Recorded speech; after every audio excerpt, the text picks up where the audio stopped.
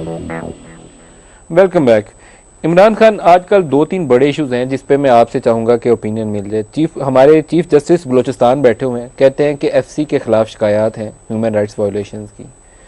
ये मेरे सामने आज की खबर है जो अखबारात में हेडलाइन है कि किसी को हुकूमत गिराने नहीं देंगे, कोई बांग्लादेशी मॉडल नहीं आएगा, एजेंसीज में पॉलिटिकल सेल नहीं होना चाहिए।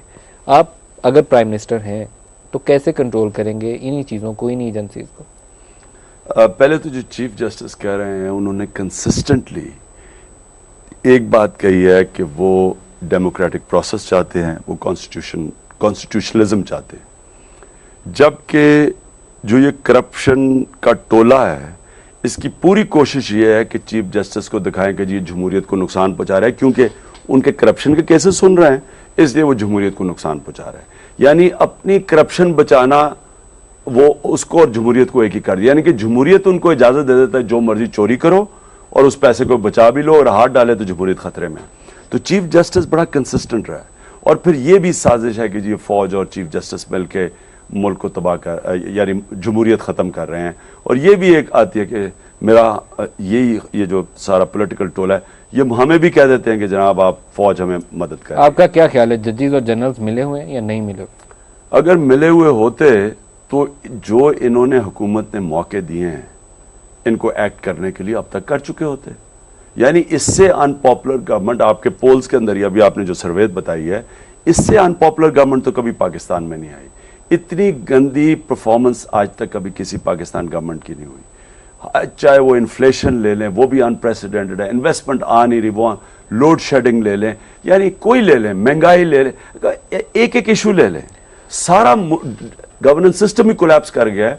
और ऊपर आने का सिर्फ एक है कि आपने जुर्म कितना बड़ा किया। हाँ साहब, आप एजेंसीज को कैसे कंट्रोल करेंगे? हम अपने सवाल की तरफ वापस आ जाए।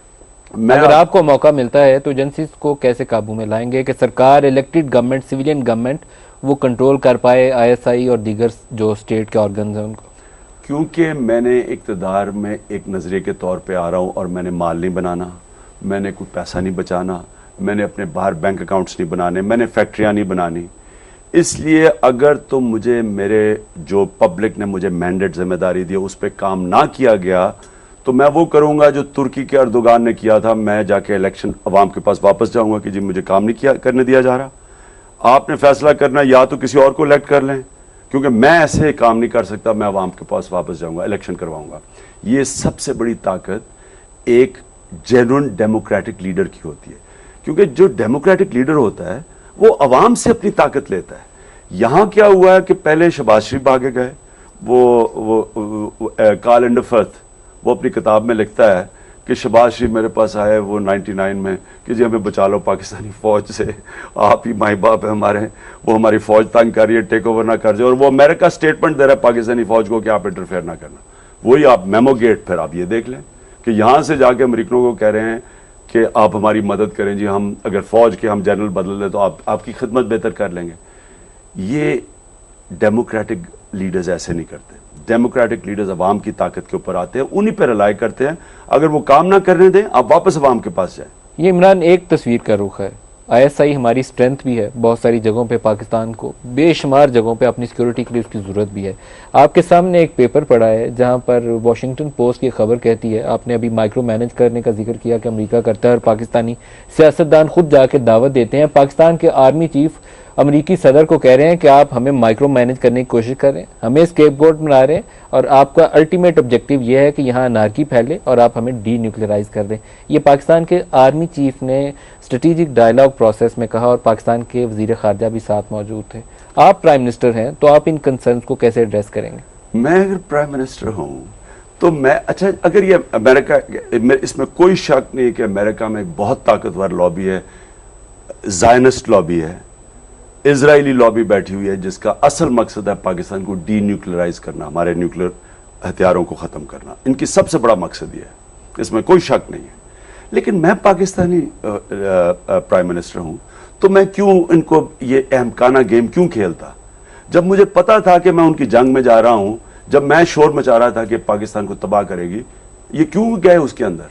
क्या इनको पता नहीं था कि क्या होने वाला है?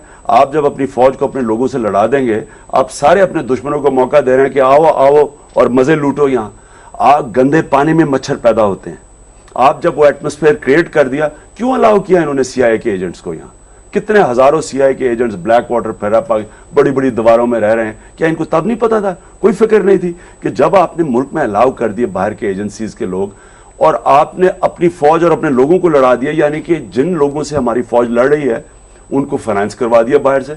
अब मैं अगर मुझे फौज से लड़ा दिया है तो जो भी मेरी मदद करेगा, और मेरी मदद कौन करेगा? पाकिस्तान के दुश्मन। हमने अपने दुश्मनों को मौका दिया इनकी जंग में लड़के। इसलिए जो अगर प्राइम मिनिस्टर मैं होता, मैं पहले तो मैं कहता कभी इस जंग में ना पड़ता। अब मैं बनूंगा जिस तरह मैंने मंटर को कहा, पहले दिन हम इनकी जंग से निकलेंगे। हम कहेंगे जनाब आपकी जंग, अपना पैसा अपने पास रखें, अपनी एड अपने पास रखें, हम सादगी इख्तियार करेंगे, हम अपने लोगों से पैसा इकट्ठा करेंगे, अपने खर्चे कम करेंगे, ना एड लेंगे इनसे, ना इनसे कर्जे लेंगे, क्योंकि बड़ा महंगा पड़ा पाकिस्तान। अगर पाकिस्तान को पिछले 10 साल में कोई सबक मिला है तो वो ये कि जो भीख मांग के गुजारा करती है, जो कर्जे लेके गुजारा करती है, वो अपनी आजादी खो बैठती है, अपनी इज्जत खो बैठती है, और वो नुकसान भी एंड में इतना होता है जो आज पाकिस्तान ये जो माइक्रो मैनेज करना है और पाकिस्तान के दाखिली अमूर में मुदाखलत है, इसकी एक और लेवल भी है जो हमारे चैनल से भी रिलेट करती है। $150 मिलियन स्टेट डिपार्टमेंट के अप्रूव्ड फंड्स हैं। मुश्किल सवाल है, लेकिन मैं आपसे जानना चाहूँगा कि अगर आप वज़ीर आज़म हो तो आप इसको कैसे देखेंगे? जो मीडिया की आज़ादी, एक्सेस टू इन्फॉर्मेशन और मीडिया फ्रीडम के लिए है, और उसका मकसद क्या है वो शायद आपके भी नॉलेज में होगा। एक और उनका इदारा है America abroad media, America abroad media directly funding कर रहा है। आप क्या करेंगे? क्या रोकेंगे इस चीज को? उसका मकसद बिल्कुल वही है जो मलिक रियाज ने किया, काना करना लोगों को, जो पंजाबी में काना करना कहते हैं ना, हो रहा है। पैसे देके आप रोकेंगे उसको? बाय लॉ बैन करेंगे? रोकेंगे? देखिए जी, आपको बड़ा क्लियर होना चाहिए, पाकिस्तान में जितने सेक्टेरियन ग्रुप्स हैं, जितनी मिलिशियाज हैं, आपको सब की जितनी एनजीओज हैं, आप पता चलवाएं इनकी फंडिंग किधर से आती है, और हर जगह पब्लिसाइज हो, पता चले कि फंड किधर से आता है। देखिए मैं आपको बताऊं, ये बाय लॉ बैन करवाएंगे? नहीं, बाय लॉ नहीं, बाय लॉ पहले तो एक्सप्लेन करें फंडिंग किधर से आ रही है। स्टेट डिपार्टमेंट, आप मुझे ये बताएं कि स्टेट डिपार्टमेंट के अप्रूव्ड फंड्स हैं, उनके बजट में लिखे, वो तो उनके अप्रूव्ड फंड्स है ना, ये नहीं पता कि जा किधर है। वो जिधर जा रहे हैं उनको हम कहेंगे कि अपने डिस्क्लोज करें, कि जब आपको बाहर से फंडिंग मिलती है आप डिस्क्लोज करें। आप जिस वक्त ये करेंगे ना, देखिए ना, जब आप ट्रांसपेरेंसी लेके आएंगे, ये जो एनजीओज हैं, मुझे पता है कितने एनजीओज फिर रहे हैं, इन्होंने क्या किया आज तक?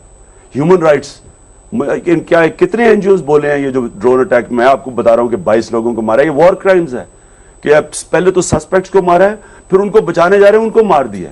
ये कोल्ड ब्लडेड मर्डर है। किधर है ये एनजीओज जो चूं चूं बना देते हैं कि जो अमेरिका को खुश करने के लिए एक चीज को आसमानों पे उठा दिया, और जो वहां खुश होता है जाके जो फंड कर रहे हैं, जो यहां हमारे लोगों से हो रहा है, जो हमारा कंसर्न है, और क्योंकि अमेरिका का नहीं है उधर चुप करके बैठे हुए हैं, तो इसलिए फंडिंग डिस्क्लोज करें सारों के। जो पाकिस्तान में एनजीओ काम कर रहा है फंडिंग डिस्क्लोज करो, जो मीडिया को पैसा आता है बाहर से डिस्क्लोज करो।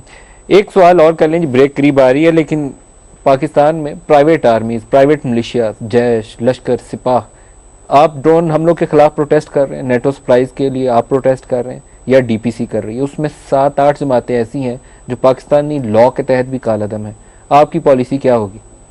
उनको इस्लामाबाद तक मार्च करने की इजाजत होगी, लॉ में वो बैन होंगी, यही होगी पॉलिसी? देखिए जी, एक तो हमने जो ये पॉलिसी बनाई थी अपने मुल्क में मिलिशियाज, प्राइवेट मिलिशियाज क्रिएट करने की, ये जो भी सोचा था उन दिनों में, पहले तो खैर माल लेके बनाई थी, आपको पता होना चाहिए, हमने पहले डॉलर लिए, यही साहिब इक़्तिदार ने, रूलिंग एलीट ने पहले डॉलर लिए, जहादी बनाए, 10 साल के बाद कलाबाजी खाई, डॉलर लेके उन्हीं को मारना शुरू कर दिया। पहले वो मुजाहिदीन थे, फिर वो दहशतगर्द बन गए। यानी कितनी बेशर्मी की हमने अपने लोगों से, कि आपने पैसे लेके किया, कोई नजरिया नहीं था जो, और ये पॉलिसी बैकफायर करनी थी। जब आपने एक पॉलिसी बनाई बदनीयती के ऊपर, कोई नजरिए के ऊपर नहीं बनाई, और फिर पैसे के पीछे अपने आप को बेचा इन हुकूमतों ने, तो इसका फॉल आउट आना था। इसलिए अब जो आज जिधर दुनिया खड़ी है, मैं समझता हूं कि हमें पहले तो कानून, लॉ एंड ऑर्डर ठीक करें, पुलिस सिस्टम ठीक करें, पुलिस सिस्टम के ऊपर सबसे ज्यादा जोर लगाएं, जो इंशाल्लाह हम पुलिस रिफॉर्म्स लेके आएंगे, और फिर डीवेपनाइजेशन करें पाकिस्तान में, और जितने लोग जहाद करें, इनको पाकिस्तान को बचाने की जहाद, यानी पाकिस्तान को अपने पैर पे खड़े करने की जहाद। पाकिस्तान में इन प्राइवेट आर्मीज की गुंजाइश है? नहीं है, किसी मुल्क, किसी महजब माशरे में नहीं है। एक ब्रेक करीब आ गई है जी। सिर्फ ब्रेक लेने से पहले बता दूं कि बहुत सी शिकायत आई, मैं वो खान साहब से ब्रेक में जाने से आने से बात पूछना भी चाहूँगा। पिंडी से लोगों ने कहा, वो जहाँ ये गाड़ियों के पुराने पुर्जे बिकते हैं, कि फ़ोन कॉल्स आ रही हैं कि बंदूक से जहाद हम कर रहे हैं, माल तुम दो। अगर ये पिंडी और इस्लामाबाद का हाल होगा तो फिर पाकिस्तान की सर्वाइवल मुश्किल हो जाएगी। ब्रेक ले लें, ब्रेक के बाद दोबारा खान साहब से पूछेंगे कि टेकर्स क्या प्रोसेस होना चाहिए और किसको आना चाहिए, न्यूट्रल प्लेयर्स जो इंतखाबात करा सकें, जिसे सब माने भी। ब्रेक ले लें, इसके बाद बात करते हैं।